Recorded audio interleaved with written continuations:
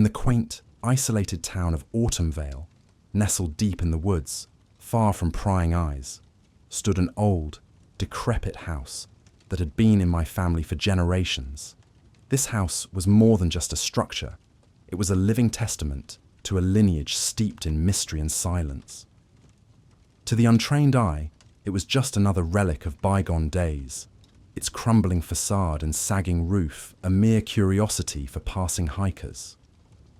But to me, it was the keeper of my darkest secrets, a silent witness to unspeakable acts. The house had once been a majestic sight, a sprawling Victorian mansion built by my great-great-grandfather, a man of considerable wealth and somewhat dubious morality. Its walls were thick and imposing, designed to withstand the harshest elements, or perhaps to conceal the secrets within. The exterior, once painted a cheerful yellow, had long since faded to a sickly, mottled grey, the paint peeling in long curling strips. The windows, tall and narrow, were clouded with grime, their wooden frames rotting and splintered. Ivy and moss crept up the walls, choking the life from the ancient stones and adding to the air of neglect and decay. Inside, the house was a labyrinth of shadowy corridors and cavernous rooms, filled with relics from its halcyon days. The grand foyer, with its sweeping staircase and ornate chandelier, had long since lost its luster. The chandelier's crystals were coated in thick dust, and the staircase's banister was sticky with the residue of years of humidity and neglect. The wallpaper, once vibrant with intricate patterns, now hung in tattered strips, revealing the bare, splintered wood beneath. Dust lay thick on every surface, undisturbed by human touch for years, and the floorboards groaned underfoot, their protests echoing through the silent halls. The air inside was thick and oppressive, and there was a miasma of mildew and decay that clung to my skin and filled my lungs with each breath. The scent was a constant reminder of the house's age and the secrets it held. Every creak and groan seemed amplified in the silence, each sound a ghostly reminder of the house's sinister history. The true heart of the house, though, lay beneath it. Hidden behind a heavy oak door that was always locked, the entrance to the cellar was a place I avoided unless absolutely necessary. The cellar was a place of perpetual darkness, where the cold seemed to seep into your very bones, and the silence itself was a living, breathing entity. At the far end, concealed behind a stack of forgotten crates and cobweb-covered shelves, was the well. This ancient construct, with its stone walls slick with moss and moisture, was a gaping maw that exuded a chill unlike anything else. It was a seemingly bottomless pit that had swallowed my darkest deeds without a trace. The well was not just a physical presence, however. It was a constant source of fear and dread, a silent sentry that watched over me my entire life. In the quiet moments of the night, when the wind whispered through the trees and the house settled with ghostly creaks, I could hear it calling to me. The whispers of my past, the voices of those I had sent to its depths, echoed in my mind, driving me to the brink of madness. The well was both my confessor and my judge, its dark influence ever present, a reminder of the darkness that lurked within me. Over the years, the house became my prison, the well my tormentor. I would wander its halls, haunted by memories of the lives I had taken, each room a reminder of the irreversible choices I had made. My old, decrepit house, far from being a mere relic of bygone days, was a living, breathing entity, its decaying walls and shadowy corners home to the darkest chapters of my life. My earliest memory is not of joy or innocence, but of my younger sister's incessant wailing. Her cries echoed through the dusty halls, piercing my young mind like a relentless drill. One sweltering summer day, as her shrill voice grated on my nerves, something inside me snapped.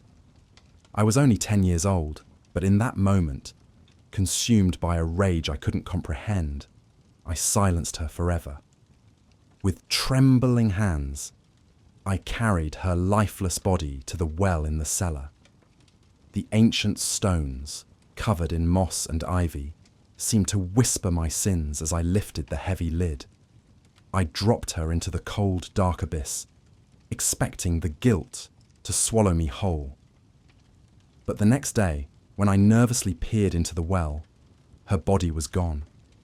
The town searched for her, of course. They combed the woods and dredged the nearby river, but she had vanished without a trace. Eventually, they concluded she had wandered off and met a tragic fate, and the town mourned a lost child. As for me, I felt an odd mix of relief and confusion. The well had taken her, and in doing so, it had granted me a twisted absolution. Years passed, but the memory of that day never faded. The well remained, a silent witness to my crime, and a dark secret that only I knew. I told myself it was a one-time aberration, a moment of madness, but deep down, I knew something darker lay dormant within me, waiting to be unleashed again. It was a sweltering summer afternoon, 5 years after my sister's disappearance, when the well demanded its next offering. I was a teenager by this point, navigating the volatile years of adolescence with a simmering anger that I struggled to control. That day, I was with my friend Tommy, a boy whose boisterous laughter and relentless teasing had grated on my nerves for years. We were in the woods behind my house, near the outside entrance to the basement and the well, that had become both a source of dread and dark fascination for me. The sun beat down on us, the heat amplifying every irritation. We were playing a game that quickly turned into a heated argument. Tommy mocked me, pushing all the wrong buttons, and before I knew it, the world around me turned red. In a blind fury, I lashed out. My hands found a heavy branch, and with one swift, brutal swing, I struck him. The force of the blow was sickening, the crunch of bone and the sudden silence more deafening than his taunts. Tommy crumpled to the ground, his body limp and lifeless. Panic surged through me, but alongside it was the cold, calculating part of my mind that now took over. I knew what I had to do. My hands shook as I dragged his body into the basement and over to the well, the same well that had swallowed my sister all those years ago. The stone rim felt like the edge of an abyss, the darkness below an all-consuming void. With a final, desperate heave, I pushed Tommy's body into the well. I watched as it disappeared into the shadows, the sound of the splash echoing in the silence. I backed away, my heart pounding in my chest, the weight of my actions pressing down on me. I spent the night in a restless, feverish sleep, haunted by visions of Tommy's lifeless eyes. The next morning, driven by a morbid curiosity and a sliver of hope, I returned to the well. As I peered into its depths, my breath caught in my throat. Tommy's body was gone. The well had taken him, just as it had taken my sister. The ground around the well was undisturbed, and there was no trace of the horror that had transpired the day before. A strange sense of relief washed over me. The well had once again erased my sin, concealing my darkest deed. But with that relief came a chilling realization. The well's power was real, and it was now a part of me, a dark shadow that would follow me for the rest of my life. The years rolled by, and I grew into adulthood with the well's dark secret ever present in the back of my mind. Life moved on. I finished school, found a job, and even tried to lead a normal life. But the well's shadow never left me. I knew its terrible power, and a part of me feared that one day I might need to use it again. One fateful night, 10 years after young Tommy's disappearance, I found myself at a local bar, drowning my sorrows in a sea of alcohol. I met Rachel, a beautiful but equally inebriated woman. We bonded over our mutual loneliness and spent the night together. A few weeks later, she called me with news that shattered my fragile sense of normalcy. She was pregnant. Panic set in. I wasn't ready for the responsibility of fatherhood, and Rachel was adamant about keeping the baby. The fear of being trapped in a life I didn't want started to consume me, and in a moment of drunken despair, I decided to solve the problem the only way I knew how. I lured her to the woods near the basement entrance to the well, and ended her life with a cold, calculated precision that terrified me. The next morning, her body, like all the others, was gone, swallowed by the well's insatiable darkness.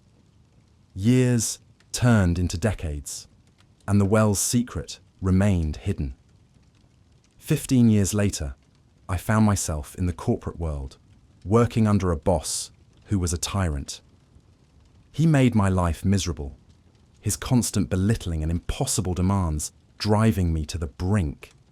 One day, after yet another humiliating public dressing down, something inside me snapped. I followed him home, confronting him in the parking lot of his apartment complex. The rage that had been simmering for years erupted, and I attacked him, my hands finding a steel pipe left carelessly in the shadows. The deed was done quickly, almost too easily. I transported his body to the well, my heart pounding with a mix of fear and anticipation. As always, the next day, his body had vanished, and I was free from his torment. It was now 20 years after my sister's death, and the well had claimed 4 lives. More importantly, each time it had erased my sins, allowing me to carry on with my life as though nothing had happened. But the darkness within me grew with each act, and I became increasingly isolated, haunted by the faces of those I had sacrificed to the well. Then came the day my mother, now elderly and frail, became too much for me to handle. She had been my one faithful companion all these years, the one who had shared our home without sharing the burden of my dark secrets. She'd always been surprisingly strong for a woman her size, able to perform tasks you would never expect from such a demure frame. But now she needed constant care, and the cost of putting her in a home was more than I was willing to pay. The solution seemed clear, a twisted logic driven by years of getting away with murder. One night, I slipped into her room and ended her suffering. This time, as I dragged her to the well, a strange sense of unease settled over me. The familiar process felt somehow different, and I was tainted by a deeper, more personal guilt. I pushed her body into the well and walked away, expecting the well to do what it had always done.